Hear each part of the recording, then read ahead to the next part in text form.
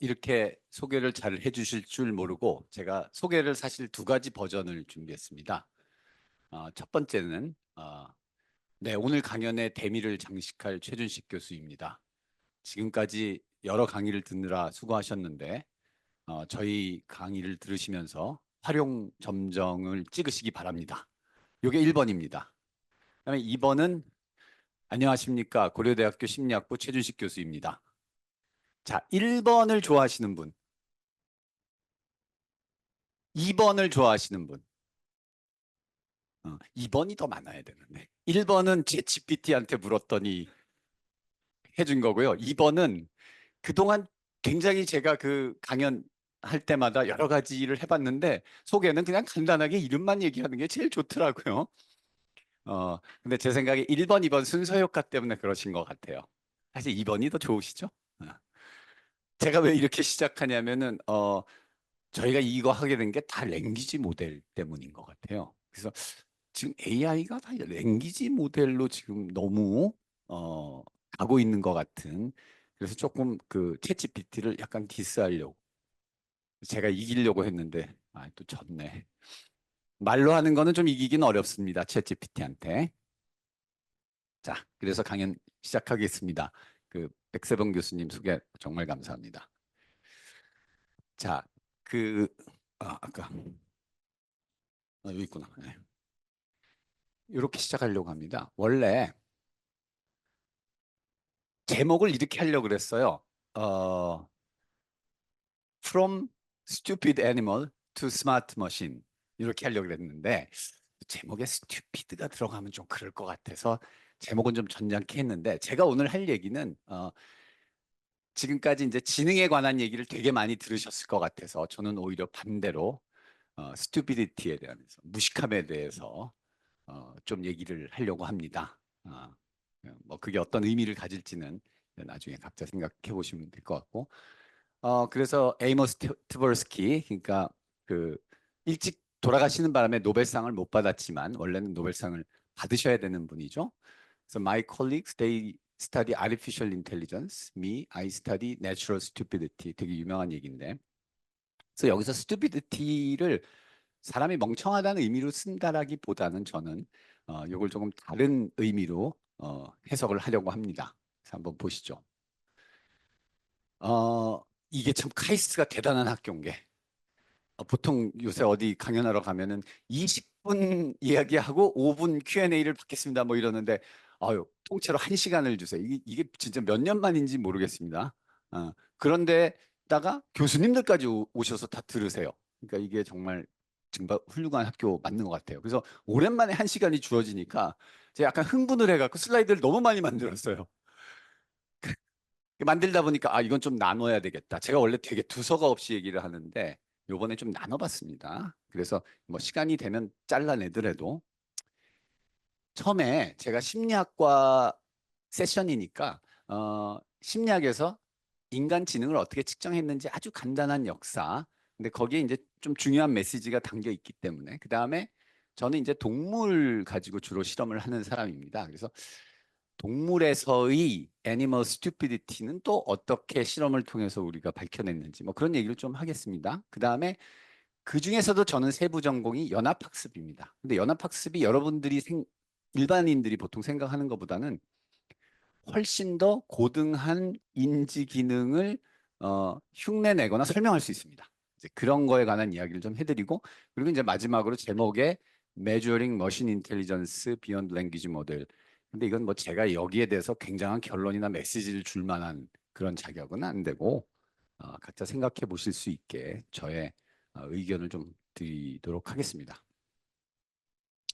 첫 번째, 어, 자 지능이 심리학에서 그러니까 심리학에서 가장 그 인기 있고 핫한 주제가 의식과 지능 두 개입니다. 사실 심리학이 시작하게 된 게 그 두 개죠.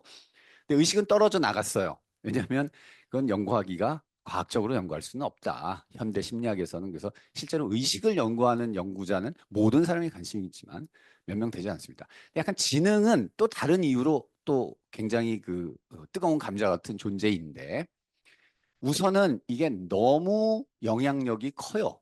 사이코메트릭 여러 가지 측정, 뭐 성격이라든지 뭐 이런 거 다 있는데 그 중에서 지능만큼 우리 뭐 중고등학교, 초등학교 때 지능 검사 한 번씩 다 했죠.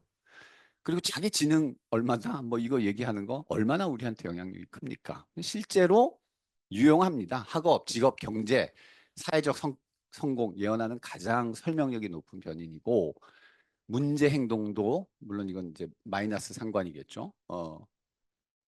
그리고 심지어 수명까지도 지능하고 상관이 있습니다. 그러니 이게 이제 사람들한테 얼마나 예민하겠어요.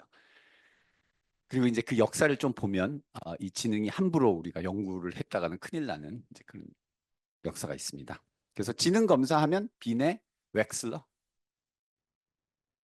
지능 높은 사람이 오래 살죠. 네. 근데 너무 높으면 뭐 오래 못 살 수도 있겠지만, 네.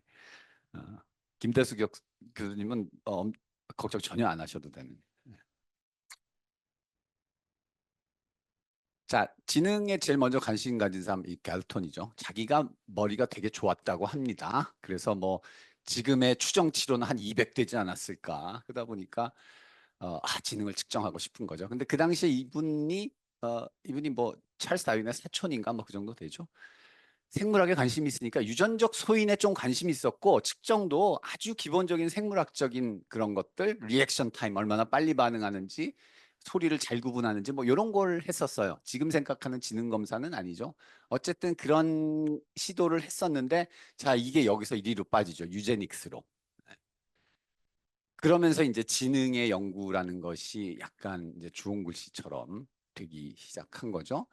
그리고 그야말로 정점을 찍은 것이 이 벨커브라고 하는 책이죠. 심리학자인 헌스틴이라고 하는 분이 썼는데 결국 그 지능의 차이하고 그 사람의 인종하고는 어느 정도 관련이 있다라는 얘기가 여기 나오는 바람에 그때서부터 이제 지능 연구 같은 건 함부로 하면 안 되는. 그래서 헌스타인이 스키너의 제자였고 하버드 대학의 교수였고 심리학뿐만 아니라 경제학에도 굉장히 유명한 사람인데 뭐 엄청나게 욕을 먹게 돼 버린 거죠. 네.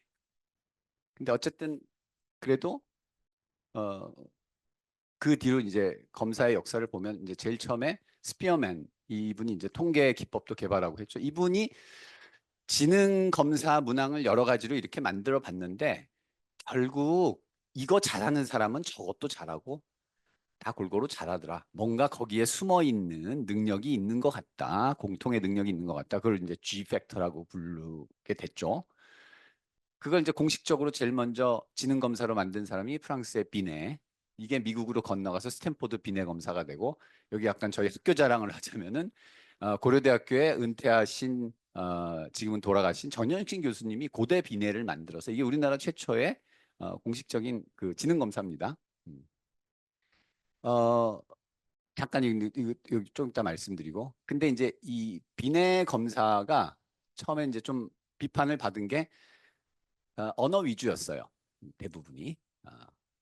말로써 답을 하고 말로써 질문을 하고 또 말과 관련된 이제 그런 검사 문항들이 있으니까 그래서 뭐 수정을 좀 거치긴 했는데 어쨌든 제일 문제가 이제 언어 위주로 그래서 약간 비내 검사가 주춤하는 사이에 미국의 그 웩슬러가 지능 검사를 만들어 가지고 이걸 전 세계적으로 유행시켜서 여러분들이 아마 그 초등학교 때 중학교 때 검사하신 거는 다 이거 한국말로 만든 웩슬러 검사를 하신 거죠.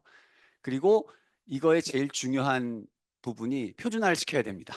그래서 굉장히 사람을 많이 표집해서 디스트리뷰션을 만들어 놔야 되니까 약간 돈이 드니까 누가 하려 그래도 쉽게 할 수가 없는 거예요. 일단 한번 이렇게 이스태블리시가 되니까. 근데 어쨌든 이런 과정에서 너무나 지능 검사가 한 가지 기능 그리고 그 한 가지 기능은 주로 언어적인 능력에 의해서 대표되는 그런 기능을 본다는 비판이 이제 계속해서 나왔어요. 그래서 비내 검사도 그렇고 웩슬러 검사도 그렇고 그걸 좀 보완하기 위한 검사 문항이라든지 영역들을 계속 더하긴 했지만 어, 그래서 반대 세력 즉 일반 지능 G 팩터가 아닌 S 스페시픽 한 어떤 영역의 지능을 보는 것 이게 더 중요하지 않니? 혹은 이게 꼭 있어야만 되지 않니? 그래서 어떤 사람이 머리가 좋다 나쁘다, 지능이 높다 낫다라고 하는 걸 판단하는 데 있어서 누가 일반 지능만 갖고 해야 된다 그래? 막 이렇게 이제 그러니까 이제 이 정도가 되면 어떤 과학적으로 순서를 매길 수 있는 게 아니라 신념과 뭔가 정치적 그 사회적 분위기의 문제가 또 되는 거죠. 그런데 그런 대립과 공존의 역사가 이제 인간 지능 검사에 있습니다. 그래서 이런 이 특수 지능을 대표하는 두 사람이 스턴버그, 하워드 가드너 뭐 이런 사람들이죠. 조금 더 설명을 드리겠습니다. 이건 이제 비례 검사. 그래서 너무 이제 언어 관련된 능력만 본다 그러니까 뭐 이런 걸 더하긴 했어요. 지금 같으면 난리 나겠죠. 이건 문제가 뭔지 아세요? 요 두 사람 중에 누가 더 예쁜 사람인지를 고르시오. 그래서 근데 요새 이런 문제 내면 큰일 나겠죠? 네. 근데 어쨌든 너무 언어만 한다 그러니까 뭐 억지로 이런 걸 하는 조금 약간 해프닝에 가까운 그 검사의 역사를 가지고 있는데 여기서 그리고 이제 또 하나 문제가 뭐냐면 주로 이게 제일 처음에 동기가 뭐냐면 프랑스 정부에서 학교에서 공부 잘하는 애랑 못하는 애가 있는데 너무 못하는 애들 걔들은 도대체 왜 못하는 건지 좀 검사 좀 해달라 그런 의뢰를 받아서 만든 거기 때문에 주로 어린이 위주입니다. 그래서 비례 검사에서의 IQ는 멘탈 에이지, 그러니까 실제로 자기가 지능 검사에서 나온 점수를 크로놀로지컬 에이지로 나눈 거예요. 그러니까 만약에 5살짜리가 어 10살이 푸는 문제를 풀면 IQ가 200이 되는 거죠. 근데 그게 이제 의미가 없죠. 어른이 되면. 어른이 되면 어느 시점에서는 나이에 따라서 이게 떨어지잖아요. 그래서 웩슬러는 그거를 뭐 웩슬러 검사는 이걸 이제 표준 분포를 만들어서 표준 분포의 원 스탠다드 디비에이션 아래면은 뭐 85, 이제 15로 표준 그 스코어를 스탠다드 디비에이션을 변환시켜서 혹은 뭐 115, 130 이런 식으로 되게 만들었죠.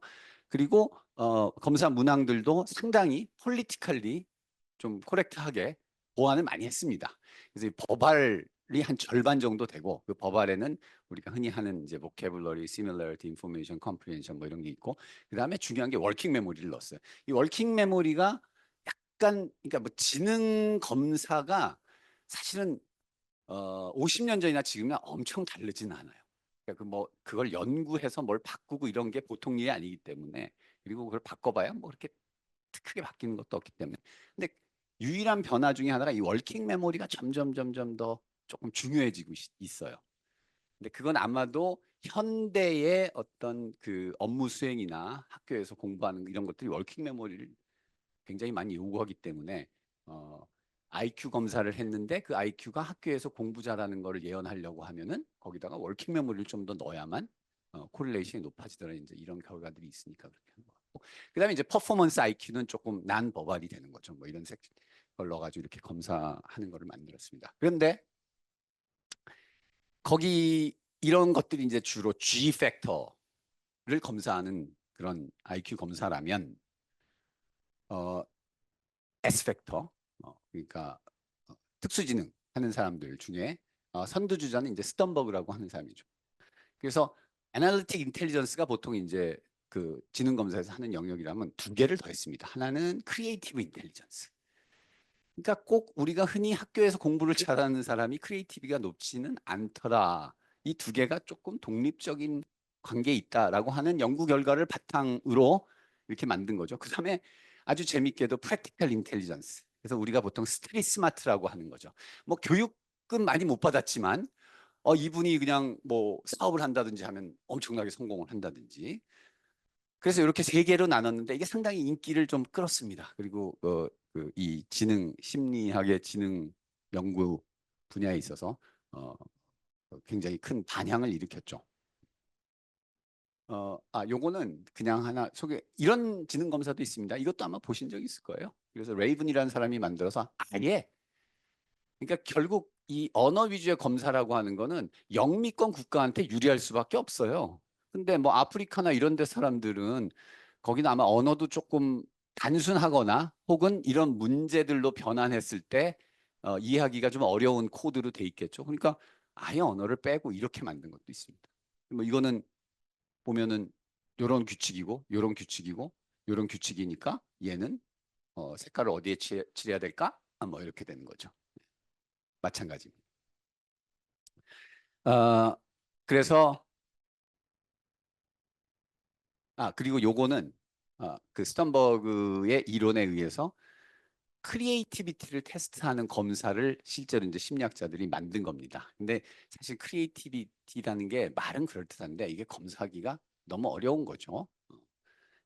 그래서 이제 이런 토렌스라는 사람이 만든 크리에이티비티 검사는 이렇게 이제 간단한 형태를 주고 요걸 가지고 그림을 그리라고 합니다. 그럼 이제 요 사람은 이렇게 그릴 거예요. 여기 가운데 다리 사이에 요걸 넣고 그다음에 요거는 여기 뭐 괴물의 이게 앞에 뭐 사람이 있고 그러면 이제 뭐 이런 거 검사 만드는 거 쉽지. 근데 채점을 어떻게 해? 그래서 이제 뭐 채점 기준도 있습니다. 여태까지 사람들이 많이 안 그렸던 형태를 그려야 되고, 그 다음에 그림의 완성도가 있어야 되고, 심지어 이 그림의 제목이나 이런 거가 이거랑 잘 부합해야 되고, 뭐 이런 이제 뭐 납득할 수 있을 만한 채점 기준들이 있습니다. 근데 그럼에도 불구하고 이 크리에이티비티 테스트들 같은 경우에는 정말로 이게 크리에이티비티랑 관련이 있어? 그리고 이 테스트 스코어가 정말 릴라이어블해? 그래서 릴라이빌리티와 밸리디티의 문제를 이제 좀 가지고 있긴 합니다. 이것도 되게 유명한 그 프로블럼이죠. 그래서 이 초를 벽에 이렇게 불 붙게 하고 촛농이 떨어지지 않게 하려면 어떻게 하느냐? 뭐 정답이 여기 있으니까. 그러면 그 이 압정이 담겨 있던 상자를 그러니까 이제 보통은 상자 하면은 우리가 몰건을 담는 용으로만 쓰지. 근데 얘를 요걸 압정을 박아 가지고 선반으로 쓴다는 거죠. 그래서 우리가 이런 걸 흔히 think outside the box. 그래서 보통 사람들이 생각하는 그리고 우리가 늘 일상에서 생각하는 방식을 좀 벗어날 수 있는 능력. 어, 그래서 이런 거를 divergent thinking 그렇게 얘기를 하죠. 그래서 우리가 학교에서 지능 검사를 포함해서 학교의 수업을 성적을 잘 받으려면 컨버전트 띵킹을 잘해야 되죠. 여러 가지 부족한 정보들에서 답을 잘 찾아야 되는데 얘는 이제 반대로 여러 가지 정보들에서 혹은 이미 완벽한 정보들에서 엉뚱한 답이 아닌 걸 찾아야 되는 거죠. 확인합니다. 그래서 뭐 이런 것도 만들고 그리고 이제 여기에 끝판왕은 이 특수지능의 끝판왕은 하워드 가드너라고 하는 하버드대 교수님이 만든 무려 하나, 둘, 셋, 넷, 다, 일곱, 여덟 개의 지능이 있다. 그러면 여기에 뭐 보통 우리가 생각하는 뭐 스페이셜이라든지 로지컬, 매서메리컬 뭐 이런 건 알겠는데 뮤지컬도 있어요. 그러니까 음악 천재도 어, 지능이 높다 이렇게 얘기하는 거예요. 이분 주장에 의하면. 그러니까 G 팩터 이론을 이제 완전히 부정을 하는 거죠. 그럼 뭐 이것도 이제 비판은 있습니다. 이게 그러면은 재능이지 이게 지능이냐? 이제 이렇게 얘기를 하는 사람들도 있죠. 그러나 상당히 폴리티컬리 코렉트합니다. 그래서 교육학 쪽에서는 굉장히 좋아해요. 좋아할 수밖에 없죠. 근데 이제 이런 지능 검사라든지 이런 이론들이 사실은 어떤 나라의 교육 정책이나 이런 거를 사실은 결정하는데 굉장히 큰 영향을 미치기 때문에 우리 심리학자들이 생각한 거 이상으로 다들 이런 걸 굉장히 심각하게 생각을 하더라고요. 저는 뭐 재밌는 측정 방식이다. 그래서 약간 지금까지 말씀드린 거를 요약을 해드리면 지능 검사의 역사는 어떻게 보면 인간 위주의 관점을 반영하는 거죠. 인간 중에서도 서양 사람들, 말을 잘하는 사람들의 어, 관점을 반영합니다. 그래서 인간이 가진 지능의 특수성이 분명히 있는데 그 특수성은 결국 언어 위주의 표상 체계를 반영하는 거 아니냐. 심지어는 anthropomorphic view, 그러니까 anthropocentric이라는 거는 이제 인간 장시 중심으로 생각하는 거고 anthropomorphic은 누군가가 언어를 잘하면 내가 잘하는 게 언어니까 쟤는 똑똑해라고 판단을 하는 거죠. 사실은 뭐 그게 녹음기일 수도 있고 전혀 똑똑하지 않은 지능적이지 않은 메커니즘에서 언어가 나올 수도 있는데도 불구하고 챗 GPT 같은 경우에도 그래서 설왕설래하죠. 그리고 또 한 가지는 지능에 대한 정의는 이론에 따라 심지어 신념이나 성향에 따라 달라질 수 있다. 뭐 G 이론하고 S 이론 이런 것들이 대립하고 있는 것을. 그래서 이제 요 다음 섹션에서는 제가 이 스페시픽 인텔리전스를 좀 더 열심히 어, 동물에서 보는 이제 그런 그 사례들을 좀 말씀드리려고 합니다. 그래서 이제 오늘 우리 주제가 사실은 유니버설 인텔리전스, 지능이란 무엇인가, 뭐 이런 거에 관한 그 생각을 한번 해보는 시간이잖아요. 그러면 결국 인간이라는 한계를 벗어나서 인간의 입장이 아닌 정말 우주의 입장에서 지능이란 무엇일까, 뭐 이런 걸 한번 봐야 되잖아요. 근데 사실 그게 되게 어렵죠. 그래서 어, 영화 감독들이 사실 제일 크리에이티브한 사람들인데 어떻게 보면 그 영화 감독들이 만든 외계인들을 보면 뭐 외계인인 것 같지만 왜 외계인이 이렇게 눈이 있죠? 꼭 눈이 있어. 이게 눈이 이상하게 생기긴 했어요. 외계인 같이 뭐 하나일 때도 있고 눈이 여러 개일 때는 꼭 눈이 있더라고. 근데 제가 생각하기에는 지구상에 사는 그런 모든 것 중에 가장 외계인을 만들기 적합한 게 이 동물인 것 같아. 이게 그 코코넛 크랩이라고 하는. 근데 진짜 이게 더 외계인 같지. 왜 이렇게 꼭 그 사람 같은 외계인이지? 그래서 에일리언 인텔리전스를 어떻게 측정할 것인가? 이 질문을 던져보면 정말 우리가 지능에 대해서 얼마나 알고 있고 어떤 정의를 내리고 있는지를 한번 생각해 볼 수 있는데 막상 이 질문을 던져보면 되게 어렵습니다. 어떻게 에일리언의 지능을 알아보겠어요? 모든 사람이 궁금해하긴 했기 때문에 이 Search for the Extraterrestrial Intelligence라고 하는 이 유명한 프로젝트가 있죠. 그래서 우주에서 날라오는 신호를 분석을 해가지고 근데 그 분석을 하려면 맨파워가 필요하니까 전 세계 자원봉사자를 구해가지고 그 자원봉사자들이 그 무슨 전파 신호 같은 거 대부분이 노이즈죠. 전파 신호를 열심히 분석하고 어 이게 그러니까 별 재미가 없었으면 끝났을 텐데 중간에 어떤 사람이 진짜 이상한 신호를 하나 발견해서 그걸 와우 시그널 이렇게 부르는데 그게 이제 시그널의 인텐서티가 순간적으로는 아니고 한 몇십 초 정도 굉장히 커졌대요. 그러니까 노이즈 디스트리뷰션에서 뭐 한 수십 스탠다드 디비에이션 벗어나는 시그널이 나오니까 야 이거 왜 1년한테서 어디서 온 거 아닐까. 그러나 지금은 아마 지금도 하고 있는지 잘 모르겠습니다. 근데 이제 어, 어떤 게 에일리언이 보내는 인텔리전트한 메시지일지 모르는 상태에서 그야말로 우리가 보면 알아차릴 거야. 뭐 이렇게 생각을 하는 아주 그 희망적인 그러나 무식한 방법이죠. 그러면 이제 우리는 어떻게 생각을 하고 있냐를 알기 위해서는 우리가 외계인한테 그러면 어떻게 우리의 지능을 전달할 것인가 그런 노력을 보면 되죠. 그런 노력을 했죠. 그래서 제일 첫 번째가 이 파이오니어 플래그이라고 하는 건데 실제로 파이오니어 10호 73년이니까 걔는 벌써 지금 태양계를 벗어나서 어딘가 날아가고 있겠죠. 여기에. 근데 여기다 이렇게 그림을 그렸습니다. 네. 뭐 그리고 사람을 그렸어요. 그러니까 물론 사람이 보냈으니까 내 시그니처를 실어서 보내고 싶긴 하겠죠. 근데 에일리언들이 이걸 보고 일단 에일리언들이 그게 이 우주선이 날아오는 걸 보면 어딘가에 지성을 지닌 생명체가 있겠구나 이렇게 물론 생각을 당연히 하겠죠. 근데 과연 그 사람들이 이거를 열심히 해독을 할까요?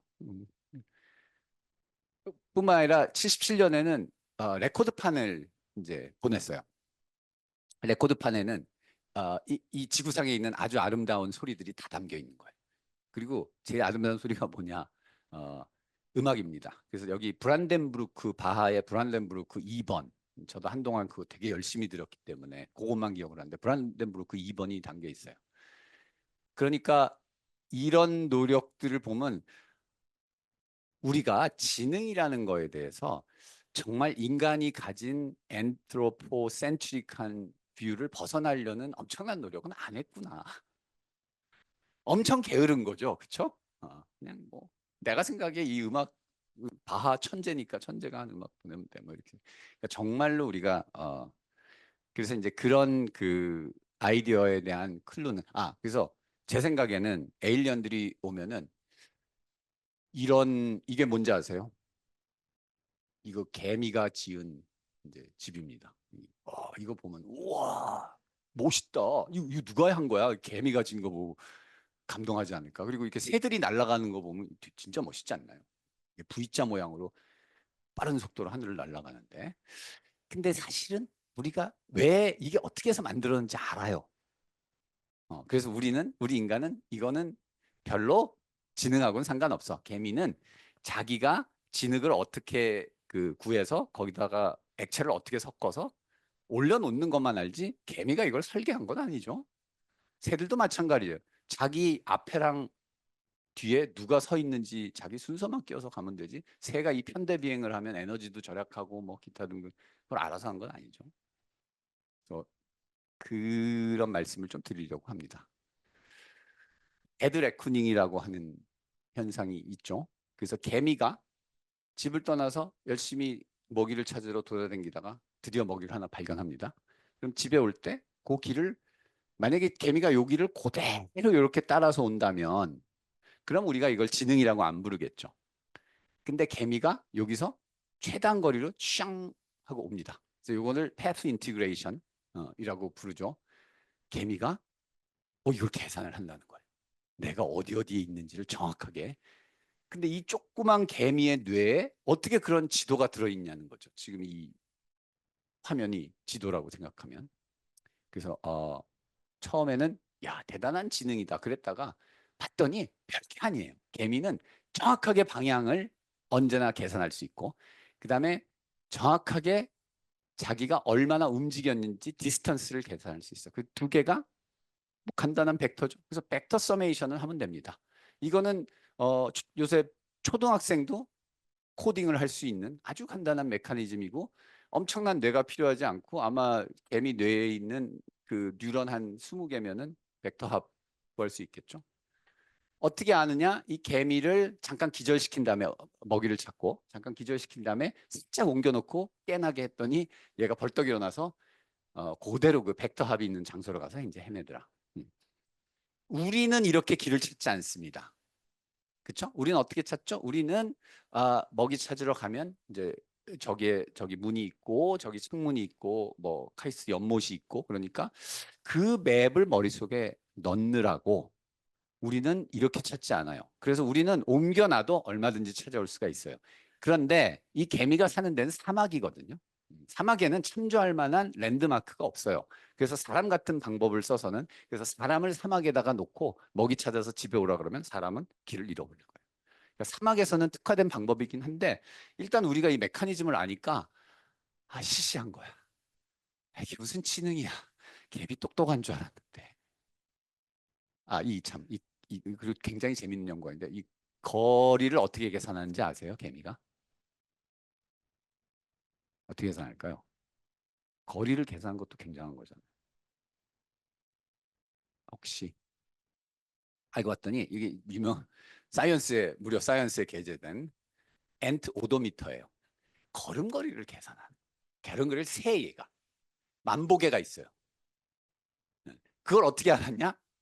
이 실험이 좀 브릴리언트하죠. 개미 다리를 살짝 부러뜨린 다음에 약간 그 순간 접착제로 다리를 길게 붙이거나 부러뜨려 가지고 좀 짧게 했더니 정확하게 다리의 길이에 해당하는 만큼 오차가 나더라는 거예요.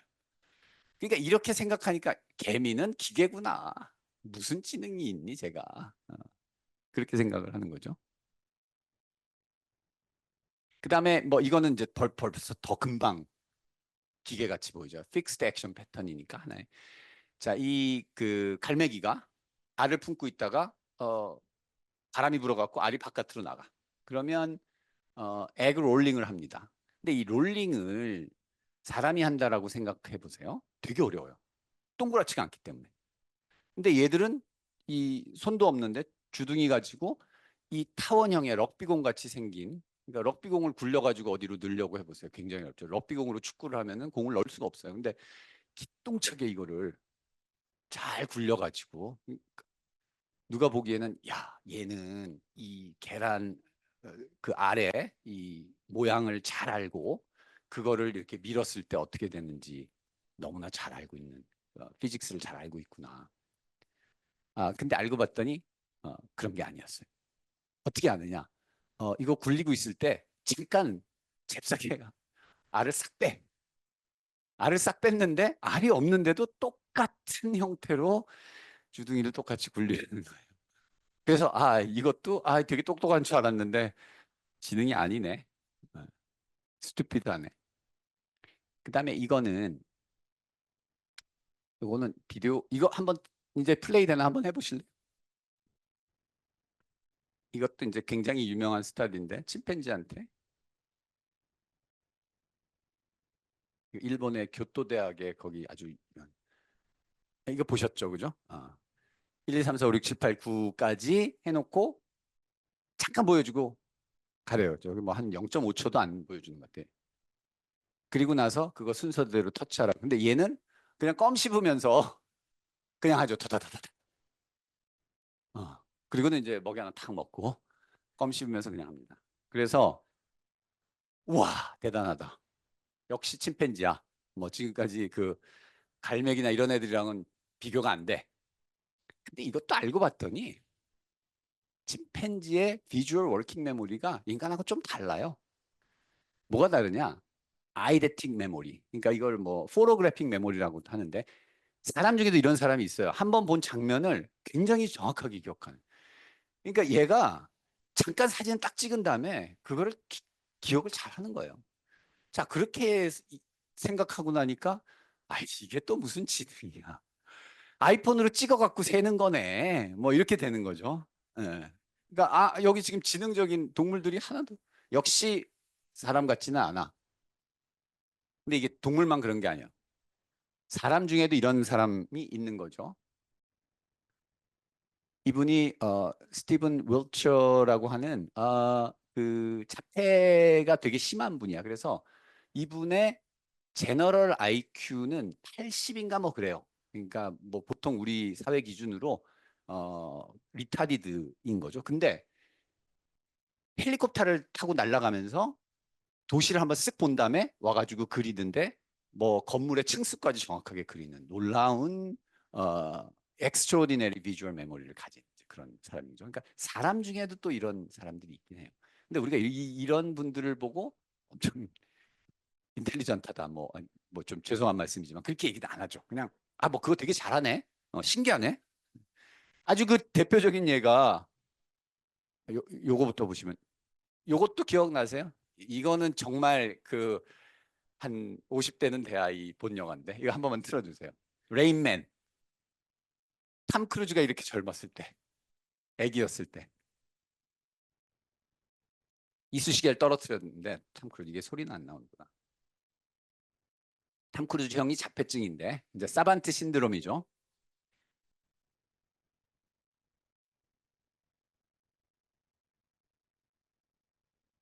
246, 246개라고. 상자 250개. 야, 꽤 잘하네. 음. 근데 박스에 4개가 남았으니까 정확하게 250개를 순간적으로 다 센 거죠. 네. 이런 그 재주를 가진 분들을 우리가 사반트 신드롬이라고 얘기를 하죠.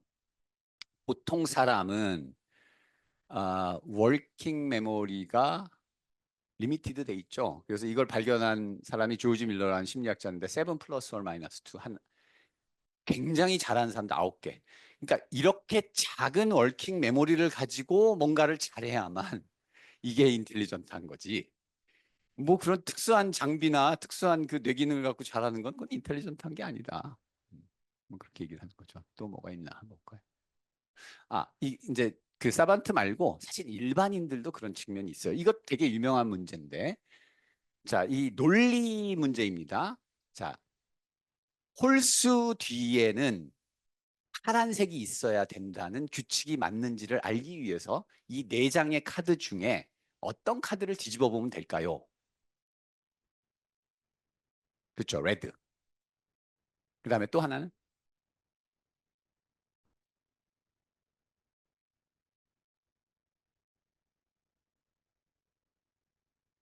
홀수면 파란색. 이 대부분의 사람이 이 문제는 틀린다 그래요. 그 칼리지 스튜던트한테 물어보면 어려운 문제죠. 이게 뭐 우리 저거 할 때 뭐 역, 이, 대우 뭐 이거잖아요. 근데 요 문제로 딱 전환을 하면 자, 이 중에 그 미성년자는 술 마시면 안 돼. 그리고 그 지금 이 카드의 한쪽은 미성년자 나이고 한쪽은 걔가 마시는 거야. 어떤 거 보면 되죠? 16하고 그다음에 맥주 보면 되죠. 너무 쉽습니다. 그래서 똑같은 문제인데 그래서 우리 인간도 문제가 소셜 도메인에서 그러니까 굉장히 도메인 스페시픽한 인지 기능을 가지고 있는 거예요. 우리가 G를 가지고 있다고 착각을 하는데 있겠죠. 당연히. 그리고 그 G가 엄청나게 큰 역할을 한다라고 생각을 하는데 사실은 우리 대부분의 사람들이 이 소셜 도메인에서 어떤 도메인에서는 어떤 종류의 조작을 훨씬 더 잘하는 거죠. 그 다음에 아까도 나왔는데 인사이드 러닝.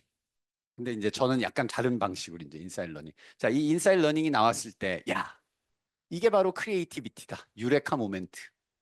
침팬지도 크리에이티비티는 인간만이 가진 것은 아니다. 그렇죠? 한참 생각하다가 뭐 바나나를 땄다.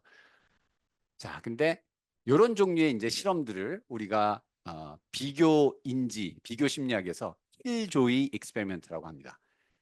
그러니까 그 동물의 행동을 연구한 사람들 중에 이제 두 파가 있는데 하나는 로맨티스트고 동물에도 인간과 같은 모든 그런 마음속에 그게 있다. 그다음에 또 하나는 이제 킬조이. 그렇지 않아.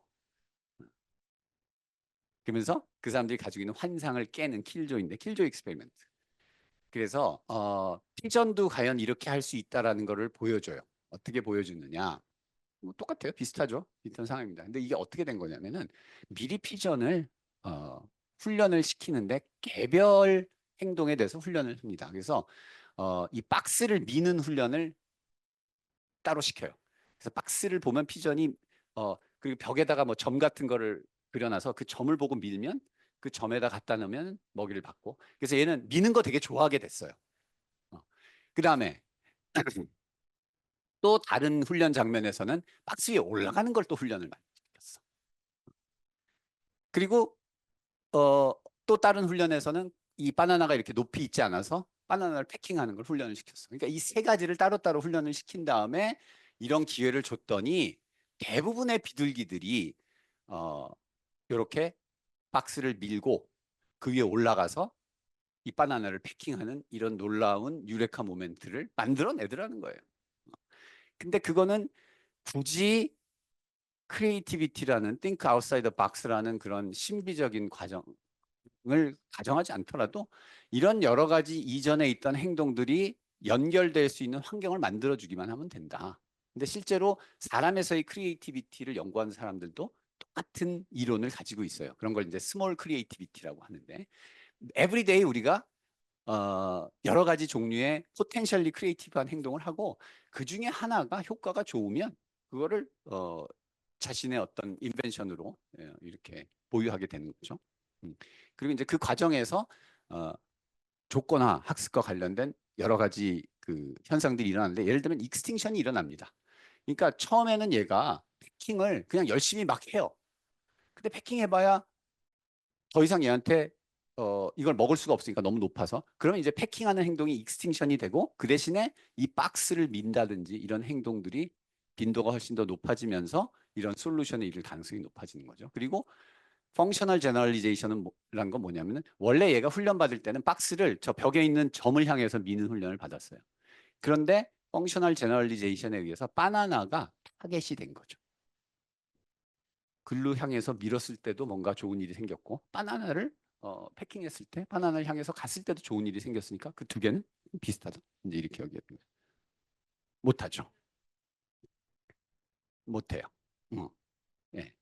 그러니까 이제 물론 그 콜러가 그 전에 침팬지를 훈련했는지 안 했는지는 약간 이 역사 속으로 사라졌지만 분명히 많이 했을 거고 침팬지라는 동물도 그렇고 사실 침팬지하고 제일 비슷한 게 그 남자애들 어릴 때거든요. 짝대기를 되게 좋아합니다. 하루 종일 짝대기 가지고 여기 돌아다니면서 치고 그러니까 분명히 충분히 사전 훈련이 있었어요. 그 남자애 키워보신 분들 다 아실 거예요. 그다음에 이제 인투이티브 피직스 제일 많이 그 등장하는 게 까마귀죠. 뭐 이것도 까마귀가 이렇게 돌을 넣어가지고 물 수위를 올리게 해서 이렇게 뭐 그런 예들이 많습니다. 그다음에 까마귀가 도구도 만듭니다. 이것도 이제 한동안 이슈가 됐었죠. 까마귀가 그냥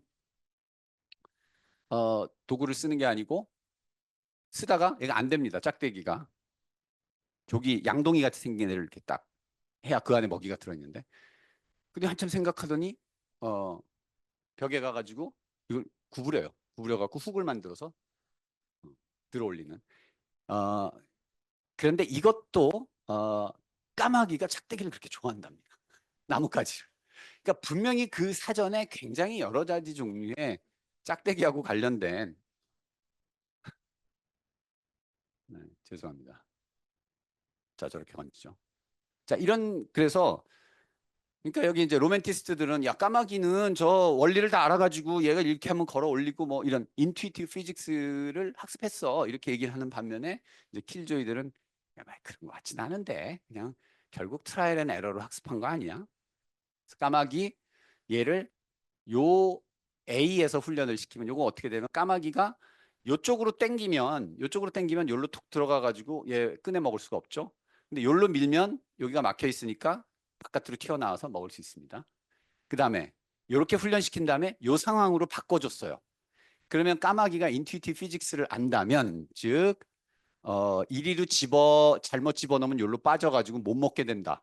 그죠? 이런 구멍이 있는 대로 못 먹게 된다는 걸 알면은 당연히 까마귀가 요쪽으로 안 넣고 요쪽으로 넣겠지. 요쪽은 요 밑에가 트여 있어가지고 요리로 떨어지면 받아 먹을 수가 있습니다. 그래서 이 A에서 훈련시킨 다음에 B로 전환시켰더니 금방 B를 학습하더라는 거예요. 즉시는 아닙니다. 한 몇 번은 하게 해줘야 돼요. 그다음에 B에서 훈련시킨 다음에 B를 잘하게 된 다음에 A로 하니까 그것도 잘하더라는 거야. 근데 이제 이거의 비판은 뭐냐면은 결국 A나 B나 비슷한 규칙이 있는 게 얘를 피하면 돼. 그죠? 얘를 피하기만 하면 돼. 그래서 조금 더 복잡하게 만들었어요. 이 경우는 이 마개가 있어가지고 얘가 바깥으로 끌어낼 수는 없어요. 다시 말해서 그냥 이쪽으로 밀어서는 안 돼요. 그렇죠? 그러니까 여기서 배운 규칙을 그대로 써서는 여기서 배운 규칙을 안다면 즉 요리로 그냥 밀어서는 여기 이 구멍에 막혀가지고 먹을 수가 없다는 걸 안다면 얘는 이쪽으로 해야 되겠죠. 그래서 요 상황에서 배운 거를 조금 더 응용하게 하고 그다음에 이것도 마찬가지로 열로 떨어뜨려서 뭐 먹을 수는 있는데 이렇게 돼 있으니까 근데 요번엔 여기 밑에다가 종이를 놔가지고 거기를 막았어요. 그러니까 요번에는 얘를 이용해야 돼. 다시 말해서 얘의 원리와 얘의 원리를 둘 다 알아야만 풀 수 있는 그런 문제를 내줬더니 까마귀가 찬스 레벨로 퍼포먼스가 떨어지더라. 그래서 까마귀가 인투이티브 피직스를 학습했다는 이론은 이 실험으로 또 약간 부정이 됐어요. 까마귀 그렇게 똑똑한 건 아니야.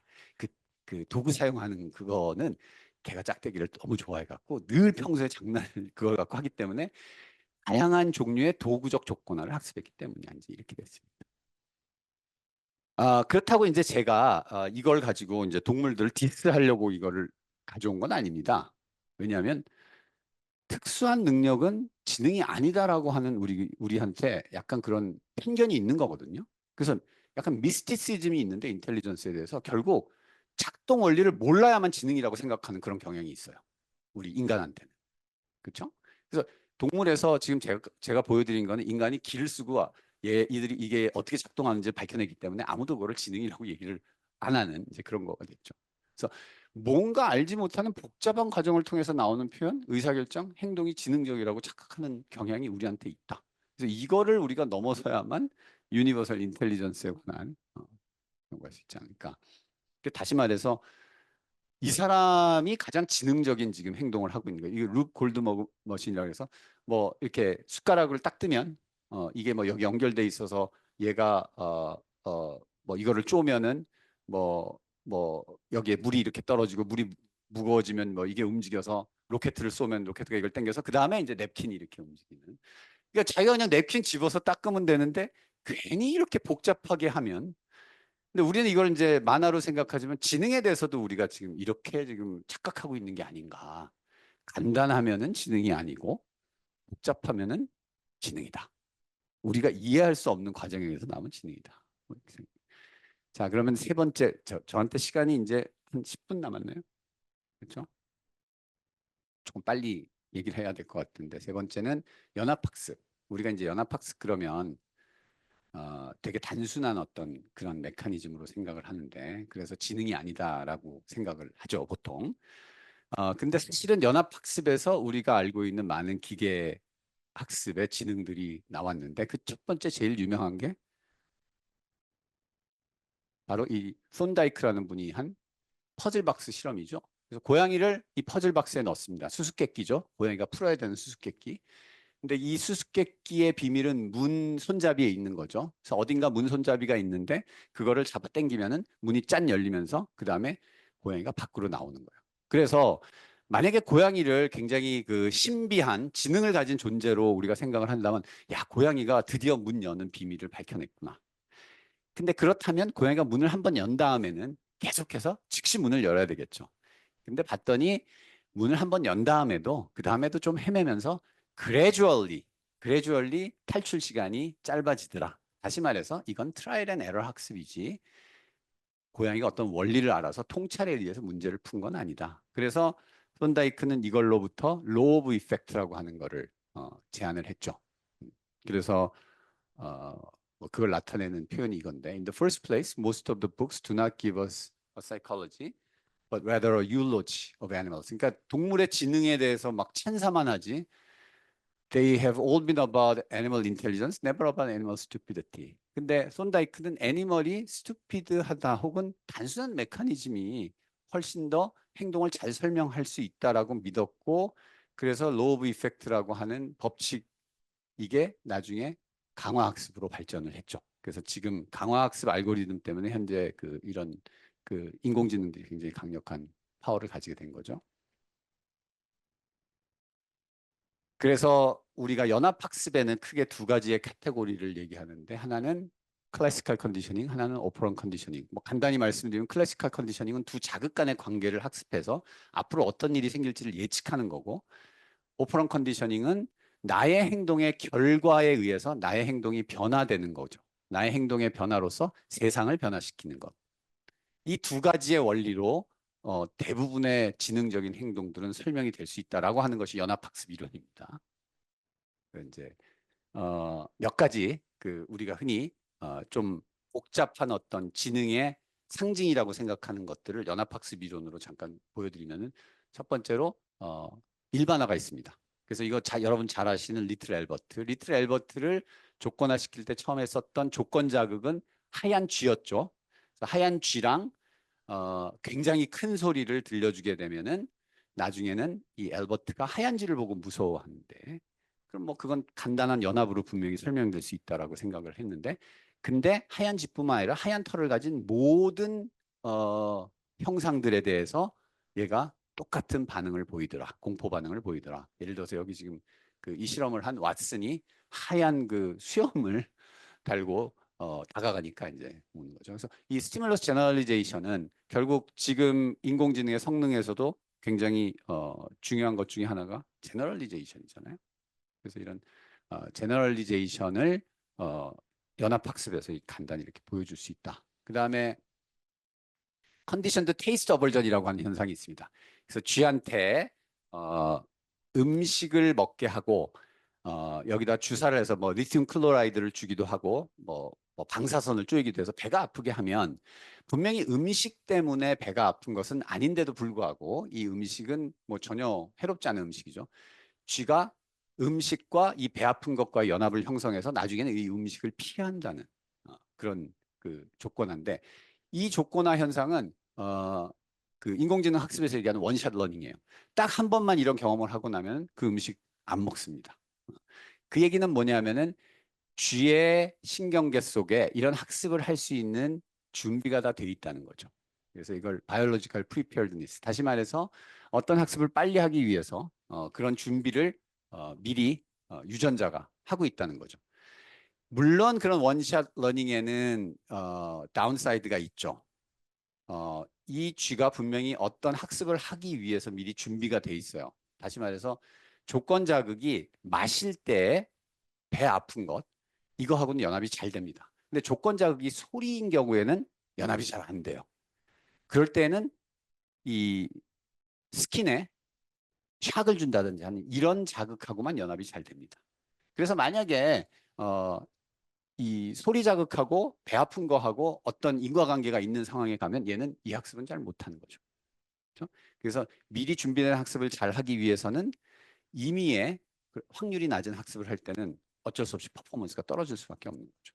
그런 트레이드 오프가 있는 그런 메커니즘입니다. 그러나 이게 이제 원샷 러닝이고 뭐 또 하나의 원샷 러닝의 예로 임프린팅이 있죠. 이게 태어나자마자 알에서 깨자마자 이 병아리가 처음 본 물체를 어미로 인식해서 따라가는. 그래서 이것도 원샷 러닝이고 크리티컬 피리드가 있어서 알에서 깨어나서 한 몇 시간 안에 본 물체를 따라가게 됩니다. 자, 이것도 확률적으로는 뭐 굉장히 그럴듯한 학습인 거죠. 왜냐하면 알에서 깨어서 몇 시간 안에 보는 게 어미가 아닌 다른 동물일 확률이 얼마가 되겠어요. 그러나 어쩌다가 다른 동물을 봤을 때는 이제 이런 에러가 일어나는 거죠. 그래서 원샷 러닝, 빠른 학습에는 이런 트레이드 오프가 있을 수밖에 없다는 거죠. 그 다음에 하이어 오더 컨디셔닝은 자, 이거는 어,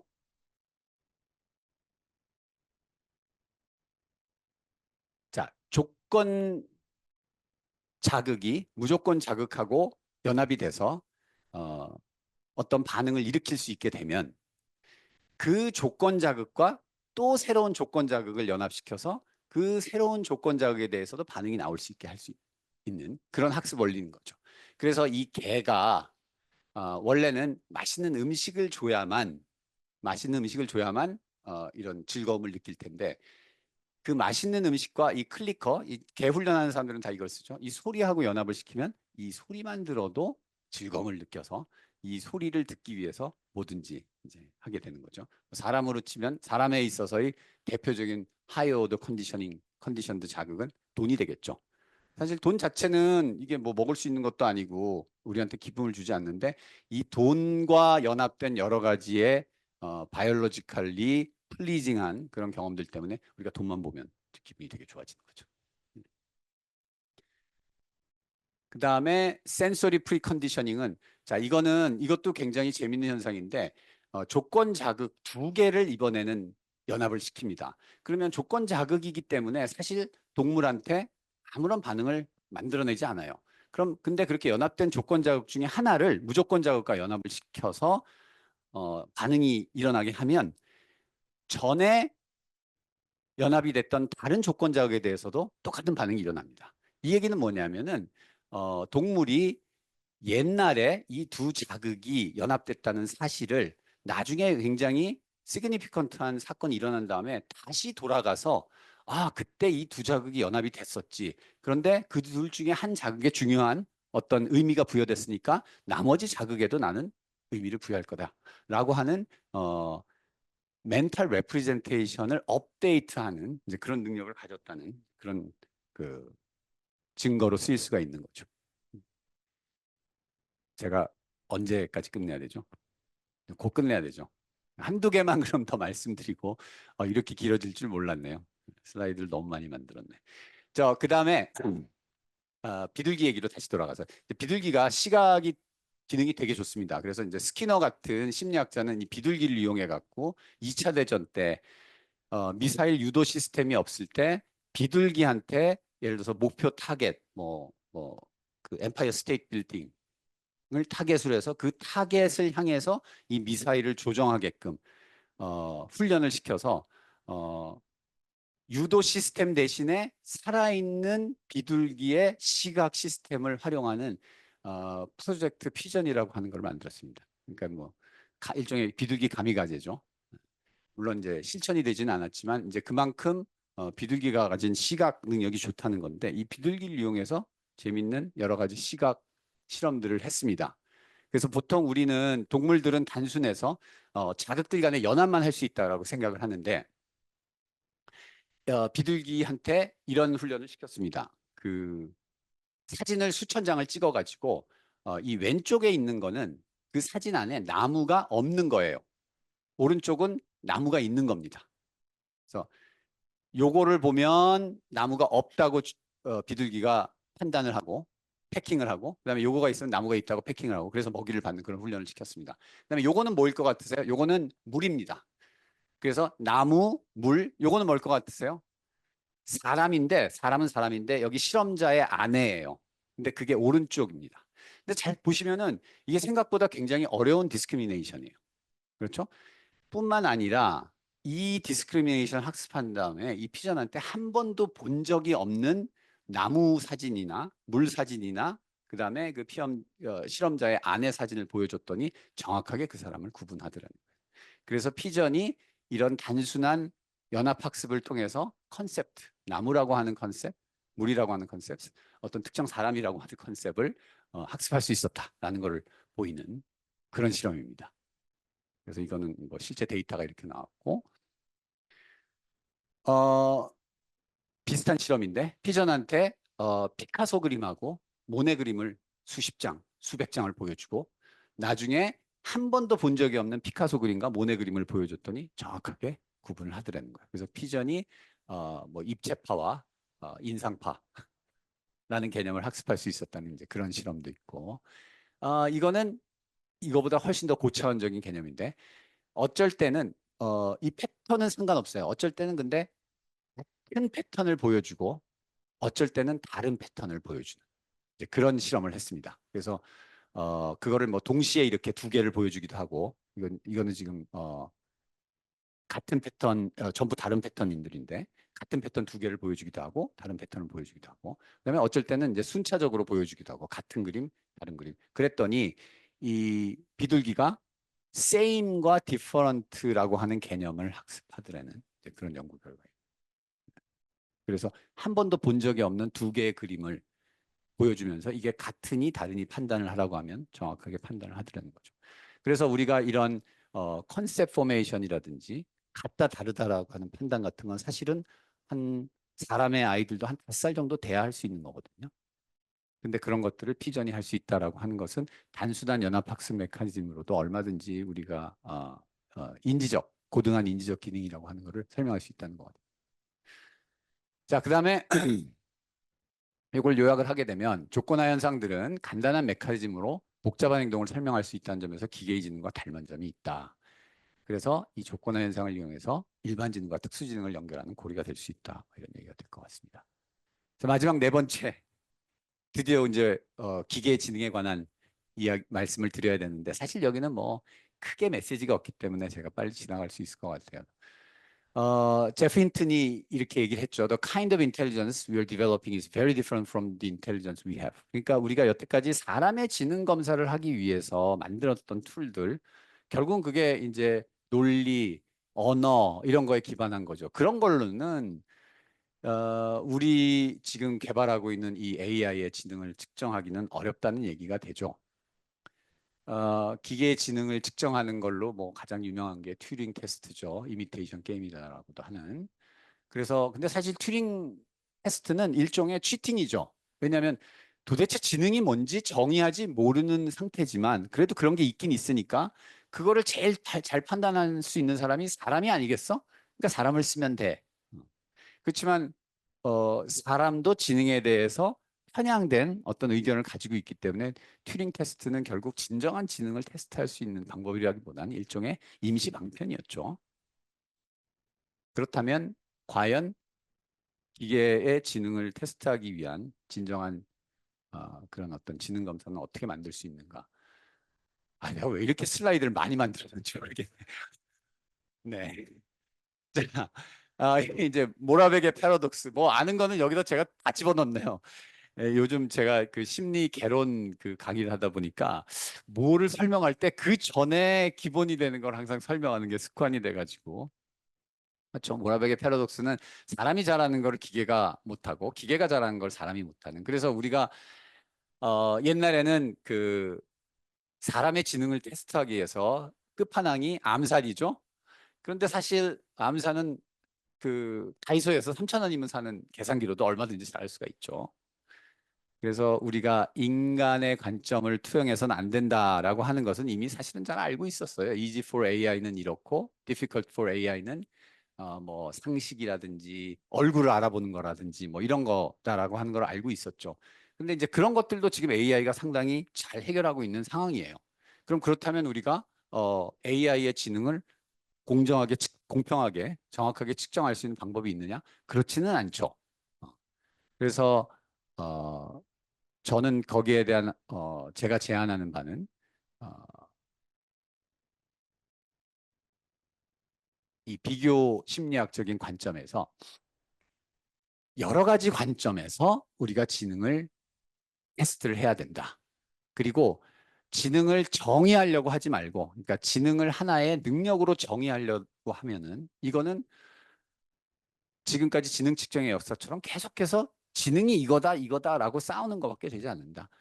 퍼포먼스. 어떤 일일 때, 어떤 환경일 때 퍼포먼스가 좋은지 나쁜지 그거를 보는 것이 맞다. 그래서 그런 측면에서 컴패러티브 사이콜로지가 아주 좋은 소스가 될 수 있다. 다시 말해서 컴패러티브 사이콜로지스트들이 지난 한 100년 동안 만든 굉장히 다양한 종류의 행동 검사들을 이용해서 프로블럼을 만들고 그 프로블럼을 머신 인텔리전스가 어떻게 솔브하는지 이제 이런 것들을 검사하면 된다. 그래서 애니멀 AI 올림픽이라고 저는 이거 얼마 전부터 이 크로스비라는 친구 그 영국의 에딘버드 대학의 그 연구자인데 그 지켜보고 있는데 굉장히 재밌습니다. 이런 가상 환경 안에서 실제로 AI가 어떻게 문제를 푸는지. 근데 문제는 간단해요. 여기에 먹을 것들이 널려 있어서 먹을 것들을 최대한 많이 집어먹는데 그 집어먹기 위해서 이 안에 있는 다양한 종류의 지형 지물들을 잘 활용을 해야 돼요. 다시 말해서 간단한 인투이티브 피직스라든지 룰이라든지 이런 것들을 학습해야 되는 상황을 만들고 똑같은 거를 동물 대상으로 만든 다음에 이 동물이 먹이를 얼마나 잘 찾아 먹는지 해서 두 개를 막 경쟁시키는 거예요. 굉장히 재밌는 아이디어죠. 그래서 사람 위주의 어떤 지능 측정 이런 거에서 이런 식의 비교 심리학적인 다양한 동물들의 지능 측정 방식을 시뮬레이트하는 이런 그 개념을 이제 추가를 하고 있습니다. 그래서 드디어 이제 마지막 슬라이드인 것 같습니다. 인텔리전스는 그런 측면에서 우리가 뭐다라고 찾을 수 있는 거라기보다는 도메인 스페시픽한 그런 능력들이 진화하는 과정에서 생긴 일종의 이멀전 프로퍼티라고 생각을 합니다. 그래서 우리 인간이 가진 제너럴 인텔리전스 역시도 인간이 가진 아주 스페시픽한 여러 가지 능력들, 환경 속에서 문제 해결하려고 개발한 진화한 능력들 속에서 자연스럽게 진화한 이멀전 프로퍼티가 아닐까.